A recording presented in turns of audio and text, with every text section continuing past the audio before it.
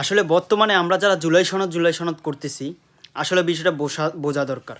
সরকারি দলীয় মানে বিএনপি তারা কিন্তু বলছে আমরা জুলাই সনদ অক্ষরে অক্ষরে বাস্তবায়ন করব, কিন্তু তারা এই জুলাই সনদকে ইউজ করে মানে জুলাই সনদের নামটা ইউজ করে তারা যেটাকে আড়াল করতে চাচ্ছে, যেই রায়টাকে আটকিয়ে দিতে চাচ্ছে, সেটা হচ্ছে গণভোটের রায়। কেননা সে প্রথমেই দেখেছেন সরকারি দলীয় যখন শপথ গ্রহণ করেছে তারা কিন্তু গণভোটের রায়কে নিয়ে শপথ গ্রহণ করে নাই। তারা এটাকে বলেছে কনস্টিটিউশনে অ্যাড করে তারপরে হতে পারে বা তারপরে তারা শপথ গ্রহণ করবে।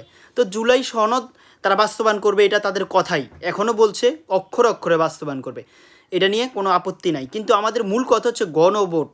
গণভোট হচ্ছে গণমানুষের রায়, যেখানে বিভিন্ন সরকারি দলীয়, বিরোধী দলীয় এবং কি সরকার ও রাষ্ট্রপতির মধ্যে ক্ষমতা ভারসাম্য, মানে বিচার বিভাগ স্বাধীন করা, তারপরে দুর্নীতি দমন কমিশনের শক্তি বৃদ্ধি, যেমন করে এখন দেখতেছি আমাদের বিভিন্ন উচ্চপদস্থর কর্মকর্তাদেরকে কিন্তু সরকারের নির্দেশে নিয়োগ দেওয়া যাচ্ছে। তো এটার মাধ্যমে কিন্তু সরকারের পক্ষে শক্তি বৃদ্ধি হচ্ছে। মানে সরকারি দল যদি কোনো ভুল করে সেটাকে নিয়ন্ত্রণ করতে তো দুর্নীতি দমন কমিশনকে কাজ করতে হবে, সেটাকে নিয়ন্ত্রণ করতে হতে বিচার বিভাগ স্বাধীন করতে হবে। যদি স্বাধীন না হয়, সেটা যদি সরকারের নিজেই নিয়োগ দেয়, একটা জিনিস বোঝার দরকার।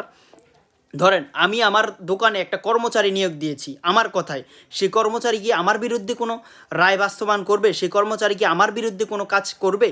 কখনোই করবে না, কারণ সে জানে আমার এই নিয়োগটা হয়েছে আমার মালিকের মাধ্যমে। তো মালিকে যদিও আমাকে নিয়োগ দিয়ে থাকে, তাহলে কিভাবে আমি তার বিপক্ষে কথা বলবো? বিপক্ষে কথা বললে সে আমাকে বদলি করে দিবে বা সে আমাকে চেঞ্জ করে দিবে। তো এই জিনিসগুলো যেই জুলাই গণ অভ্যুত্থানের গণভোটে ছিল, সেটা কিন্তু হচ্ছে বাস্তবায়ন করার জন্য কাজ করাটাই হচ্ছে আমাদের মূল লক্ষ্য। তাই আমরা আওয়াজ তুলতে হবে যে জুলাই সনদ নয়, জুলাই সনদ বাস্তবায়ন হবে, এটাও এক কথা, কিন্তু মূল জিনিসটা যেটা বাস্তবায়ন হচ্ছে না বা বাস্তবায়ন করতে গড়িমসি করা হচ্ছে, সেটা হচ্ছে গণভোটের রায়।